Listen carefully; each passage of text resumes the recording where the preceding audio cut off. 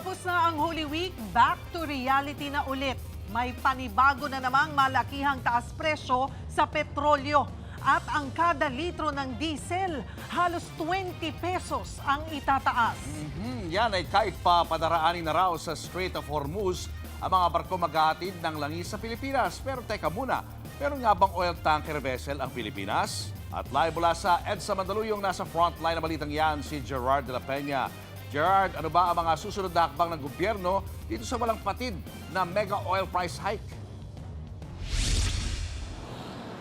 Alam mo, Julius, nakatakda nga sanang magsagawa ng isang press conference ang Department of Energy ngayon para ipaliwanag itong energy situation natin sa bansa. Pero hindi ito natuloy dahil sa ilang priorities na kailangang unahin ng DOE. Hikahos na. Mukhang maghihikaos pang lalo ang publiko dahil sa panibagong big-time oil price hike bukas. Sa abiso ng Shell, papalo ng halos 20 pesos ang kada litro ng diesel.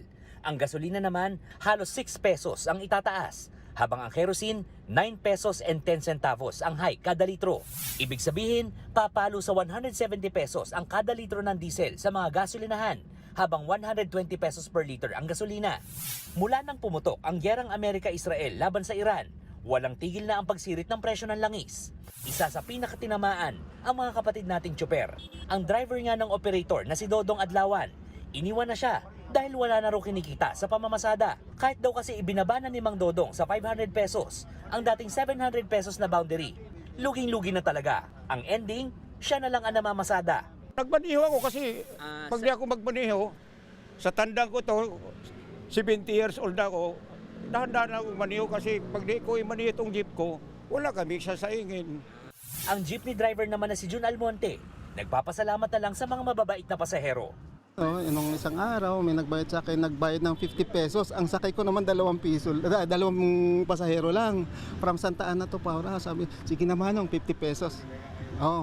Hindi na niya ako hiningi ng suga. Thank you po, sana maraming katulad nyo. Ganun na lang ginagawa namin.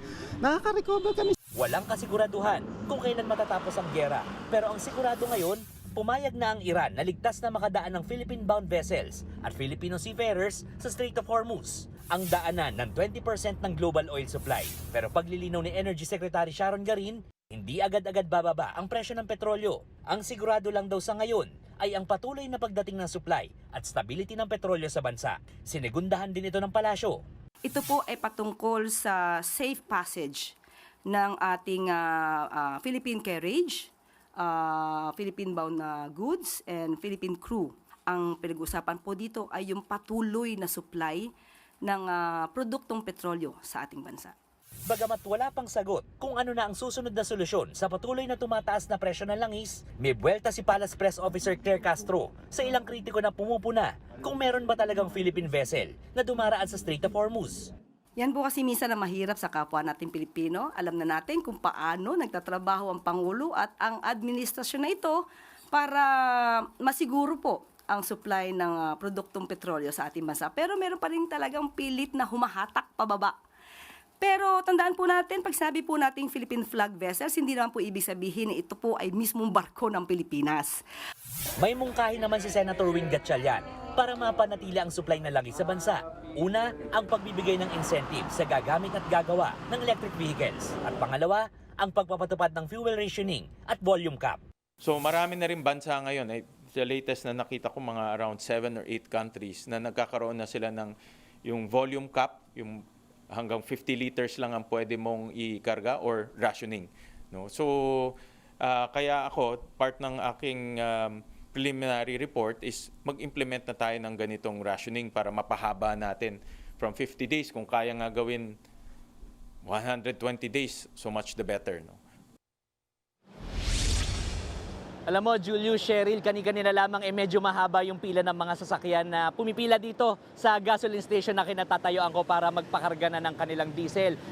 Just the same, ngayon sa mga oras ito, medyo marami pa rin sila, bagamat nabawasan nga yung pila. Alam mo, sa ngayon ay umaabot ng 131 pesos ang kada litro ng diesel dito sa gasolinahan na ito at nasa 89 pesos naman ang kada litro ng gas. Nagpaabiso naman ang Petron na simula bukas ay madadagdagan ng 18 pesos and 80 centavos ang kada litro ng diesel at nasa 4 pesos and 90 centavos naman ang kada litro ng gasolina. Julius, Cheryl. Gerard, sa ngayon ba ay ilang araw na lang yung supply ng langis sa bansa?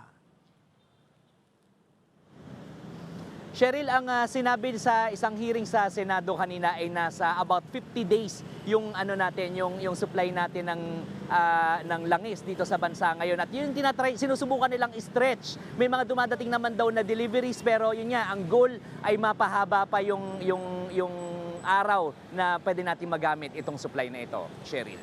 Gerard, ngayong linggo ay inaasahan na pumalo around 150 pesos yung kada litro ng diesel. Pero ang tanong ng karamihan ay posible nga ba daw talagang pumalo sa 200 pesos ang kada litro ng diesel?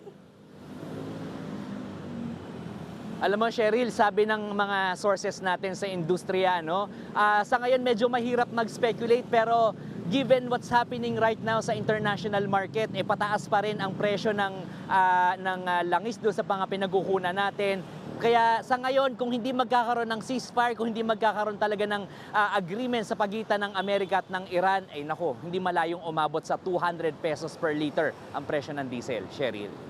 Nako, sakit naman yan, Gerard. Pero magre-real talk muna tayo, katulad ng sinabi ni Energy Secretary Garin. Hindi raw talaga agad bababa ang presyo ng langis. Ngayong pwede nang dumaan ang Pilipinas dito sa Strait of Hormuz. Pero syempre, ang tanong pa rin ng ating mga kababayan, makakatikim pa ba sila ng rollback eventually? Nako, Julius, sabi ng mga sources natin sa industriya, kahit sapat yung supply natin, actually kung tutuusin, mas maganda pa yung supply situation natin kumpara doon sa ibang mga kalapit bansa natin. Yun ang sinasabi ng Department of Energy.